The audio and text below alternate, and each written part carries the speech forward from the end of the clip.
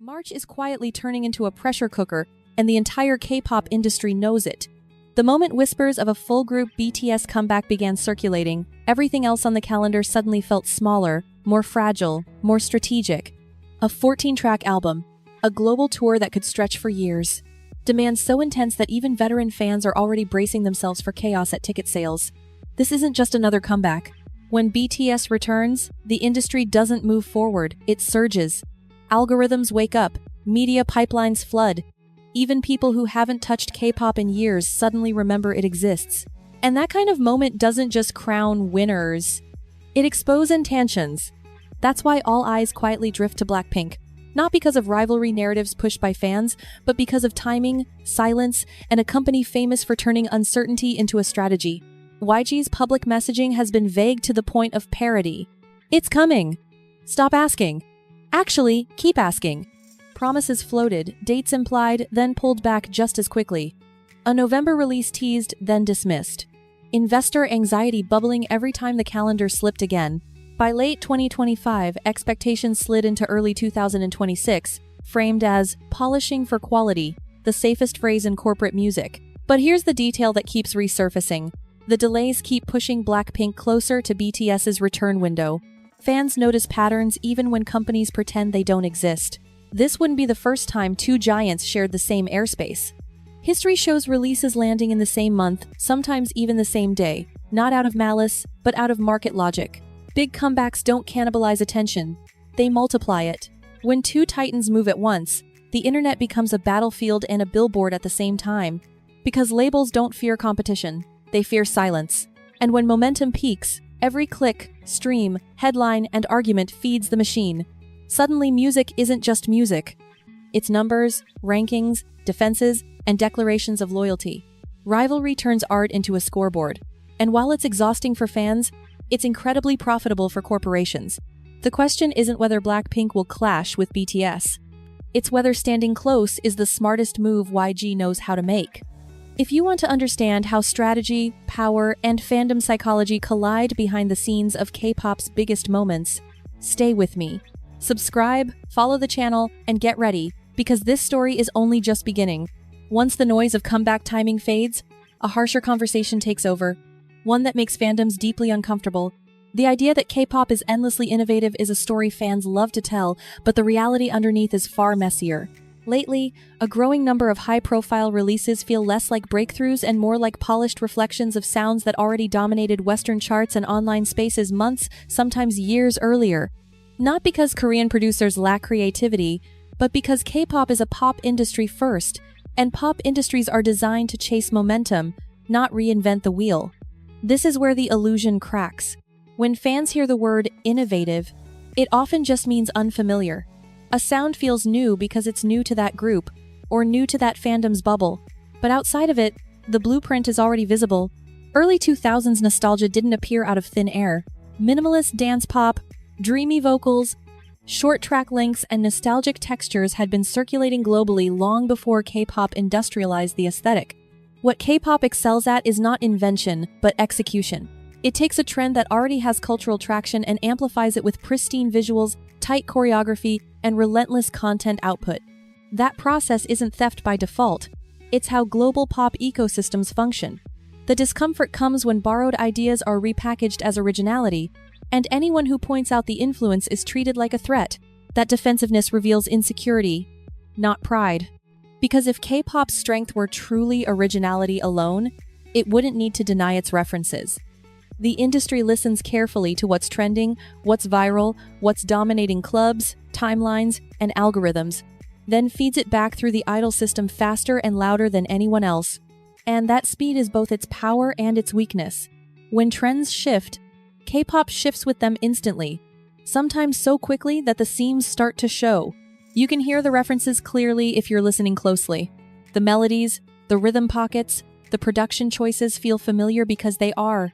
Not illegal, not plagiarized, but unmistakably traced. This isn't a moral failure, it's a business model. But pretending it's something else only sets the stage for bigger conflicts later. If trend chasing is the glossy surface problem, money is where the cracks turn structural. And nothing exposes the power imbalance in K-pop faster than settlement disputes. Recently, attention shifted toward one company whose situation feels less like a routine accounting delay and more like a slow-burning warning sign. Reports began circulating that millions of dollars in artist payments were allegedly unsettled across multiple labels under the same corporate umbrella. These weren't unknown rookies quietly pushed aside. The names attached were established, profitable, and constantly working. That's what makes the story unsettling. Touring schedules packed, encore shows added, promotions stacked back to back. Touring is supposed to be the loudest, clearest revenue stream. It's where money becomes visible, traceable, and hard to explain away. So, when allegations suggest that touring periods passed without proper settlement, people stopped seeing this as paperwork and started seeing it as a system under strain. Artists allegedly venting privately isn't the behavior of people casually waiting for processing. It's what happens when patience runs out. The company response followed the familiar script. Statements about negotiations, adjustments, contract terms, and potential legal action.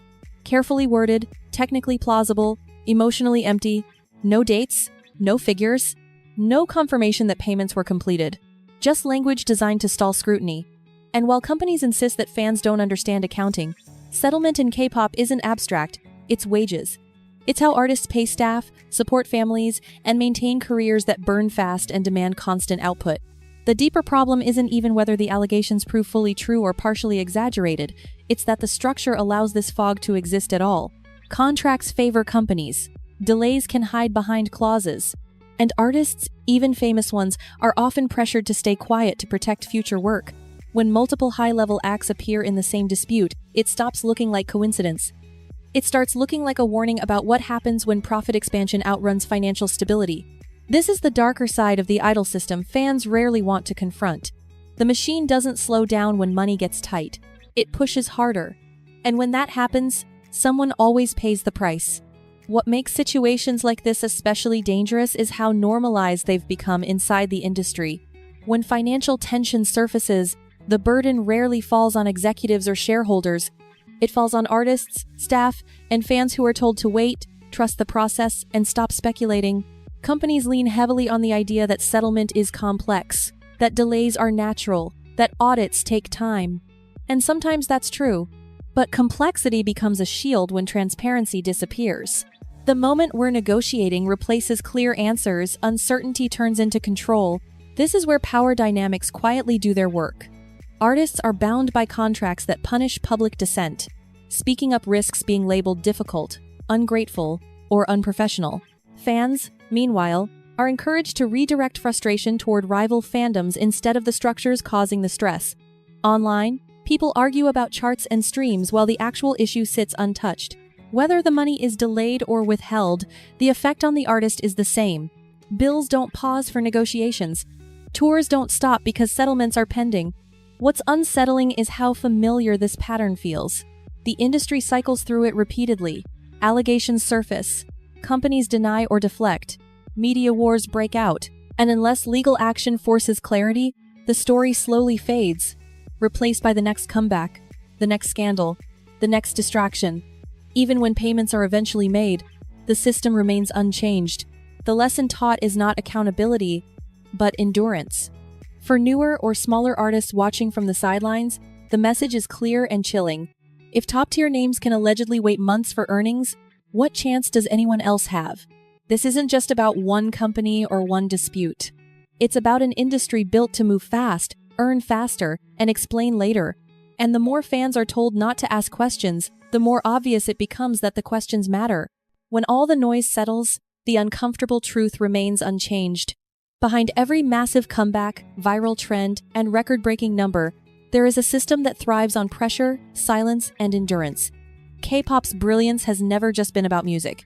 It's about control of timing, control of narrative, and control of labor. From strategic release windows that weaponize fandom rivalry, to trend cycles sold as innovation, to financial disputes buried under legal language, the pattern is consistent. The industry moves forward whether artists are ready or not, whether systems are stable or not, whether questions are answered or not. And this is why these stories matter. Not because they ruin the fantasy, but because they explain it. They reveal how easily passion is monetized, how quickly loyalty is redirected, and how often accountability is delayed. If fans only argue with each other, the system never has to explain itself. That's the real win for corporations. If you want more deep dives into the strategy, scandals, power struggles, and hidden costs behind K-pop's global success, make sure you subscribe to the channel, like the video, and leave your thoughts in the comments. This conversation doesn't end here. And trust me, the next chapter is already unfolding.